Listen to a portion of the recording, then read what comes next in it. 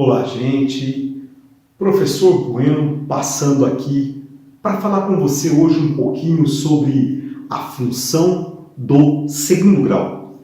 A função do segundo grau, que também pode ser chamada de função quadrática.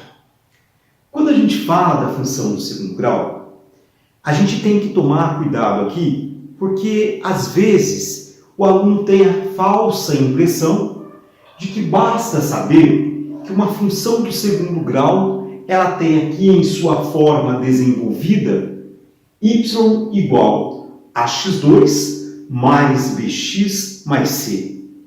Só que vamos lembrar que o gráfico de uma função do segundo grau é sempre uma parábola.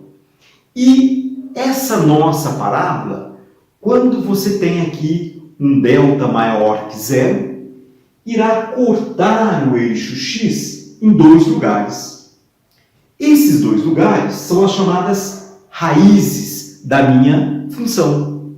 E aí, existe uma maneira de escrever a nossa lei de formação em função de suas raízes. Essa maneira é aqui a chamada forma fatorada. A que multiplica x menos a primeira raiz, x menos a segunda raiz. E ainda, gente, quando você está trabalhando com a função do segundo grau, existe uma terceira maneira de escrever essa sua função que pode ser muito mais fácil na hora do seu exercício. Isso vai acontecer quando você conhecer o vértice da sua parábola. Isso porque o seu vértice ele tem aqui um x, uma abscissa, e ele tem um y, que é uma ordenada. E aí acontece a terceira maneira para você escrever a sua equação, chamada de forma reduzida ou canônica. Nós temos aqui A que multiplica x menos o x do vértice ao quadrado mais o y do vértice. Quando for dado o vértice, esse é com certeza o caminho mais rápido.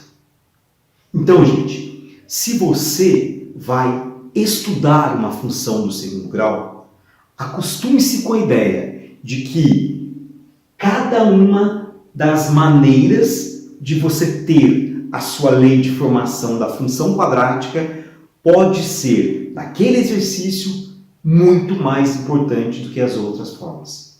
Por isso, a gente tem que saber as três maneiras. Agora, falar em parábola na função do segundo grau significa também que, se o A for positivo, a nossa parábola terá concavidade para cima. Se o A for negativo, a concavidade da parábola será para baixo. Então, a concavidade depende desse camarada na frente do x2. E não podemos deixar de falar da função do segundo grau sem falar aqui dos chamados pontos notáveis na parábola. Bueno, quais são os pontos notáveis na parábola? 3 pontos a gente espera que você saiba. O primeiro, gente, eu preciso saber onde que a minha parábola vai cortar o eixo x. E eu já te disse, isso vai acontecer nas raízes. Bueno, como que eu vou encontrar as raízes? Pegando e igualando a minha função a zero. Mas quando eu fizer isso, eu não vou cair numa equação do segundo grau? Vai! E aí, se você tiver um delta maior que zero, a parábola irá cortar o eixo x em 2 lugares. Se o delta for igual a zero, a parábola apenas toca o eixo x. E se o delta for menor que zero, não existem as raízes reais. E neste caso, o delta ficaria acima. Em todos esses exemplos, considerando o A maior que zero. Se o A for menor que zero, a mesma coisa, só que considerando agora concavidade para baixo. Além de saber onde que a sua parábola corta o eixo x, nas raízes, Bueno. Eu também tenho que saber onde que a parábola irá cortar o eixo Y. E aí, isso sempre vai acontecer no ponto de coordenadas 0C. Lembrando que o C é o nosso termo independente. Ficamos com um último ponto notável, o chamado vértice. E esse camarada é tudo de bom. Por quê, Bueno?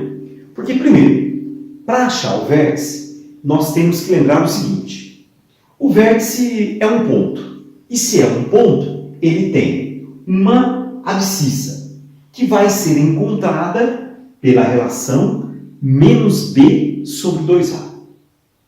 Todo ponto tem uma ordenada. E a ordenada do meu vértice é dada por menos delta sobre 4A. Desse modo, você consegue achar o x e o y do vértice. Mas tem uma coisa. Se você está trabalhando com uma função do segundo grau e consegue encontrar duas raízes, sabe de uma coisa? O vértice será a média aritmética dessas raízes. Então, se eu encontro as duas raízes fazendo a média, eu já acho o x do vértice. E aí, como é que eu vou fazer para achar o y do vértice? Basta falar que o y do vértice será o ponto cujo valor do x, cujo valor do domínio, neste caso, é o nosso x do vértice. Gente, o vértice é aquele camarada que quando você está resolvendo exercício de função do segundo grau e o cara fala em ponto de máximo, ponto de mínimo, está falando do vértice. Quando você tiver que calcular, encontrar, obter a imagem da função do segundo grau, você vai depender do y do vértice. Por isso, não deixe de acompanhar esse resumo, de fazer aqui os seus estudos e resolver exercícios envolvendo função do segundo grau. É um assunto extremamente importante na construção do nosso saber.